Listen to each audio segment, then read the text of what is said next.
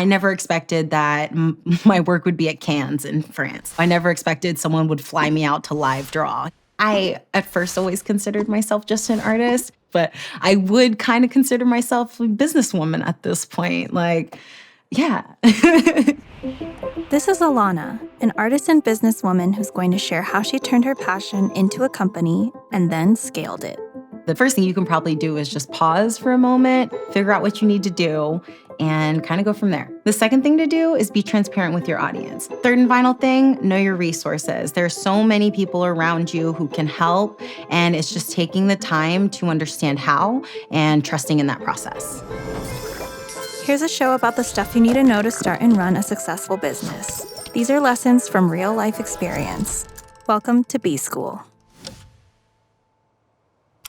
When you first started, did you imagine that you would be here? Gosh, I think at the beginning, I just hoped that one day I would have a gallery show. That was the most for me. If I could just live off of my artwork, I would be fine with it. At that time, I was still working full-time. And so I would often find myself kind of driving to work, and I'd just be, looking out the window. I'd have a fleeting thought of something I wanted to create. And, by the time I got home, I was too tired. Once we were ready to move back to Texas, I kind of was like, I could either stay working or I could just go full time. So my husband was like, just start making artwork. Don't go back to work, I got it. So I just started, I got an iPad, taught myself how to draw, and just kind of started working from there. All right, she pursued her passion. How did she turn that into a business? So it was very slow at first. Mostly family members, friends, close people I knew who were purchasing from me. So it was very slow until the George Floyd event that had happened. I wanted to put together a fundraiser, and then I posted a video that I wasn't going to post, and it went viral. It went crazy viral. From that, people just gradually started buying the other work that I had on sale as well. So just one day I'm sitting there looking at my computer, and I'm just, the orders are coming in. I've got 300 plus orders to go through. I was handwriting every single order that would come in, and I really had to pivot my business at that point. Okay, so sales increased unexpectedly. How did she scale to meet demand? I definitely never saw myself giving business advice to anyone, but it's really cool. I think there's some fun things that I've learned, and I'm happy to share it. So when you're scaling your business, you can't really just do the same things you've been doing before. You kind of need to stop doing what you were doing before, and you need to figure out a new way. For me, honestly, the pause, I went to the business side of things, made sure everything was kind of connected on the back end. I ended up setting up an account for this company called ShipStation, and I was able to automate all of my orders directly from my website, getting my shipping in order, focused on reaching out to new wholesale clients and getting prepped on the back end so that it was ready when I needed to open up. Okay, that's a pretty bold move, pausing your business to prepare for growth. How do you make sure your customers are okay with that? As a consumer, I think the most appreciate transparency. If you're behind on something, you just tell me.